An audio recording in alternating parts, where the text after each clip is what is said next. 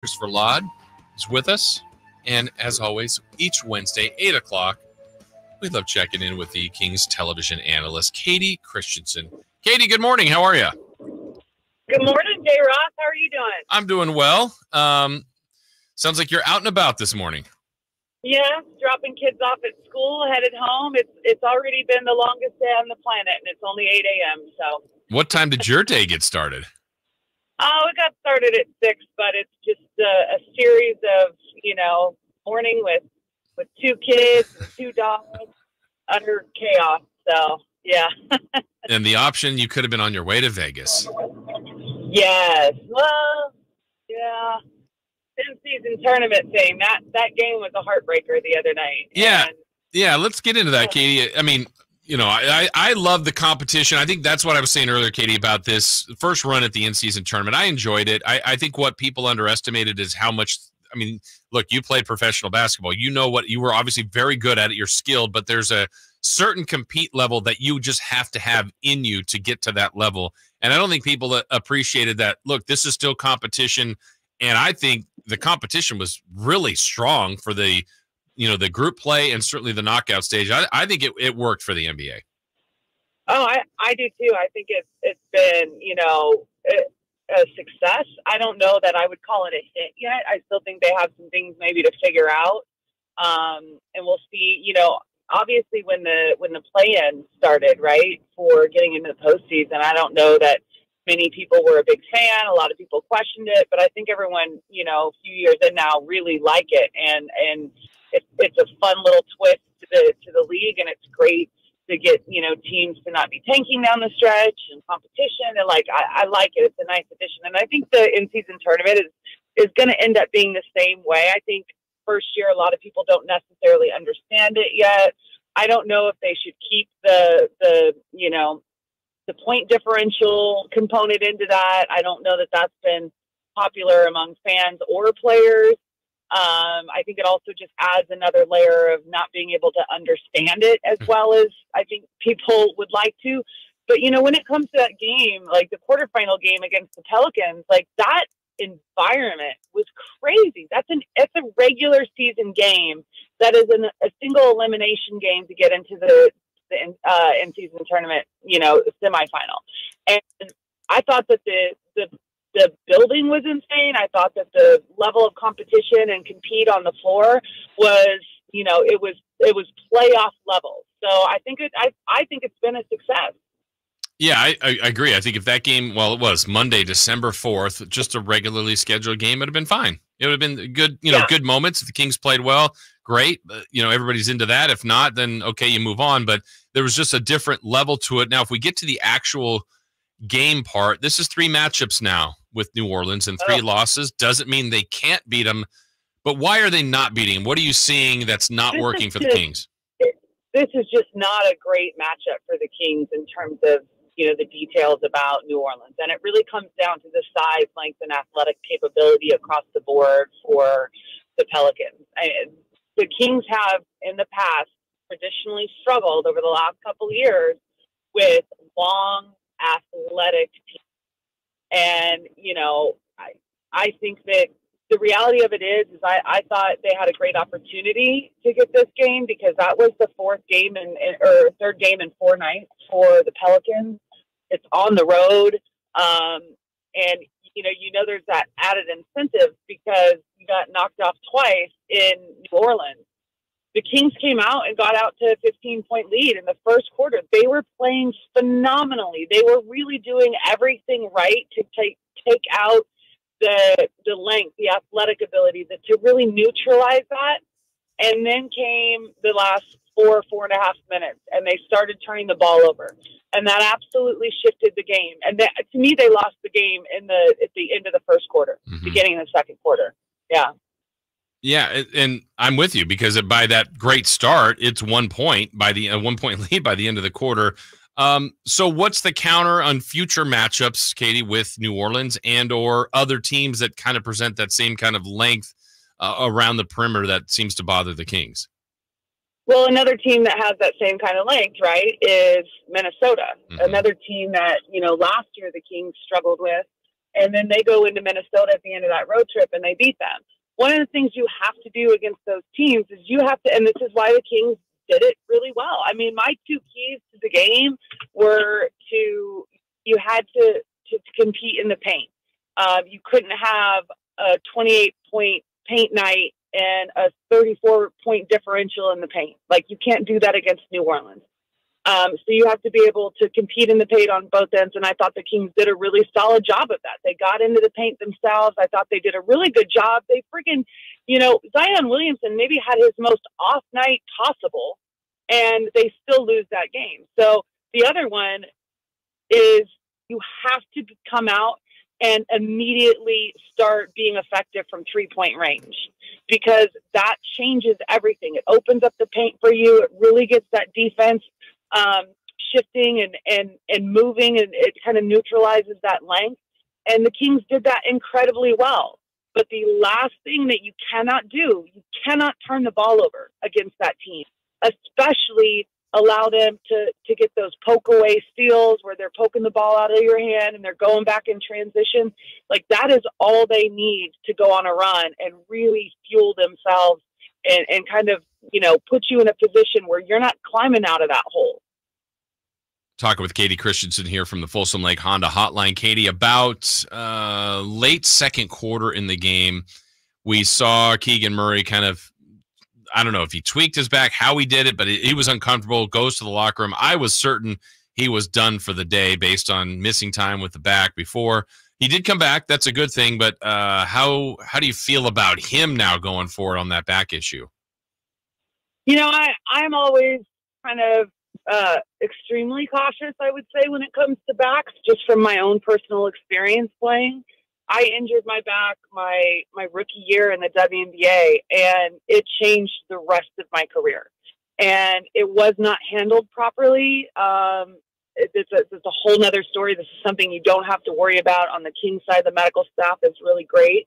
But if you are not careful when it comes to back injuries, you can really put yourself in a position where it becomes a chronic thing that you have to learn to live with, learn to play with. And you don't want that to be the case. Now, I can't speak on Keegan's situation because, the Kings are very close and tight-lipped about kind of injuries and whatnot. But one thing I do know is that they also really err on the side of safety. Most of these guys take a while to come back from injuries that are seemingly, pretty much day-to-day injuries, but they're really cautious with them, make sure that they're really in good shape before they come back and not coming back before they're 100% because they don't want it to be kind of a chronic thing that they're dealing with throughout the season. But if memory serves, I think Kyle talked to Keegan Murray's dad on his show when we were in New Orleans, and he told Kyle that it was like a tailbone issue. So I'm not really clear on, is it a back? Is it a tailbone? Like, I'm less concerned if it's a tailbone than if it's a back, but I just, you want them to be cautious because we all saw what happened with Bradley Beal. He started the season out for the Suns because of a back injury. I think he was back for like 2 or 3 games before he took a bad fall, and now he's out for weeks with that back. So you really have to be careful with the lower back specifically. Yeah, when you know this, you've done this long enough too, and you've done shows, and whether it's social media or other things like that, when you lose, people are looking for the why. What happened? Who can I blame? Where can I point the finger to? And I feel like right now, a lot of stuff is being pointed to Harrison Barnes. Now, there's not a stat I can go, well, he didn't do this or he didn't do that. It was maybe for lack of numbers. And Mike Brown, I think post-game, Kayte said something like, look, I don't even draw a play up for him. What we get from him offensively is kind of a bonus. But, hey, look, you see a guy that's paid well and starts, has got a lot of experience, and sometimes might have a 1 of 4 night. Right now, what are they getting from Harrison Barnes? What more do they need? Or maybe you could explain better kind of the rationale behind the minutes they're getting and what they're getting from Barnes. Oh dear. Is it, I don't really pay that close of attention to social media. That's what's going on again. Well, they lose. It's like, you got to change. You got to and upgrade at that position, which I get it. But, you also have an established, experienced veteran. That's a tricky spot. No, it is a tricky spot because here's the reality of the situation. Harrison Barnes has huge value to this team.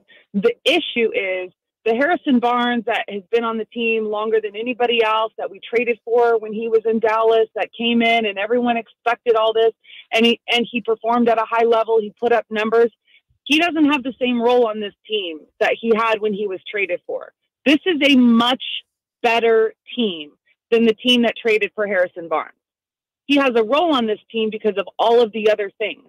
Yes, he's capable of scoring. Do they need to have him be a 15 to 18 point scorer a night? Absolutely not. And I think the point that Mike Brown made about him is really important.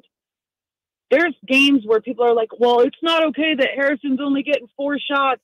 And then there's a game where he's got 12 field goal attempts. And it's like, I think kind of the yo-yo is what confuses people. This offense is that way. It's that way because it's just about moving the ball, freedom of opportunity. It's whoever gets things going that night. There's not a play called for Harrison Barnes. He, in that starting lineup, is the 5th option in that offense. That's the reality of where it is right now. But it doesn't matter because there's nights where he's going to knock down those threes. He's going to be able to do those things. But his role, a lot of it is to be a part of the system. He's a cog in that wheel, and he really is critical for the way that it works. I don't know if you guys realize when that starting lineup starts to kind of take their substitution patterns, there's times where the second unit comes in and there's a 2-3 minute period of time where it's like the offense is stalling. It's not moving. It's not moving with the same type of crispness. Harrison Barnes is a big part of that, but also on the defensive end, he's guarding Zion. He's guarding Brandon Ingram. He has a huge responsibility on that end to be a versatile defender. So I'm a big Harrison Barnes defender. I can understand how people can look at a stat sheet and not, well, we need more from him, but that's pointing fingers in a loss. Why don't we look at things like turnovers, missed free throws? Why don't we look at things that are, avoidable mistakes that happen, that if you're a playoff level team, if you're a contending level team, you cannot have the number of just kind of boneheaded mistakes that the Kings can string together in a game. You have to really limit those things. Like that 3-minute period to end the first quarter against New Orleans, go back and watch it. And then tell me you think that Harrison Barnes was the problem in that game. Yeah. No, great point. All right, last thing for you, Kayte, and we appreciate your time always. Phoenix, then. You brought him up earlier. We know they don't have Beal. They do have Durant, though. Booker is back. They had a tough loss last night to the Lakers. That's the next opponent for the Kings. First time we've seen these two match up. What do you think about that matchup on Friday night? I haven't even begun to wrap my head around it. Goodness gracious. Like, the thing is like, okay, I got to watch this game so I know where I'm going on Thursday, but first I have to get to Wednesday, and I'm going to watch the Tuesday game on Wednesday because I've got 2 kids and I've got this and I got that. Like, all I know about Phoenix is you have to deal with Kevin Durant. I have to look and see who's going to be available. I know that Chris Paul is still injured. I did an interview for Phoenix people yesterday. And, they were thinking that they were going to come out of that. I'm like, well, I kind of feel like the LeBron matchup is a tough one. But, when you look at Phoenix, one thing that is that you have to deal with Kevin Durant, who at periods of time can take, say, 9 out of 10 attempts in a row for the Suns. So you have to have a good game plan against him. But they have a lot of talent on that team that, really kind of put things together well for them. And Booker is he's an issue. So it's like, who's going to guard him? What's the matchups going to be? Is Keegan Murray going to be available? How does that impact their defensive game plan? So there's a lot of things, if I'm being quite honest, Jason, I just haven't gotten my mind there and wrapped it around, but I promise by Friday I will. Yeah, I think you've had yourself a morning, I can tell.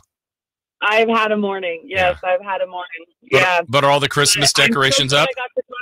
Oh yeah, they've been up for a while. It's my son's birthday today, so wow. It has been so it's been an interesting morning. It's been fun, but also stressful, and I haven't even had a single sip of coffee yet, Jason. So I cannot wait to get inside to do that.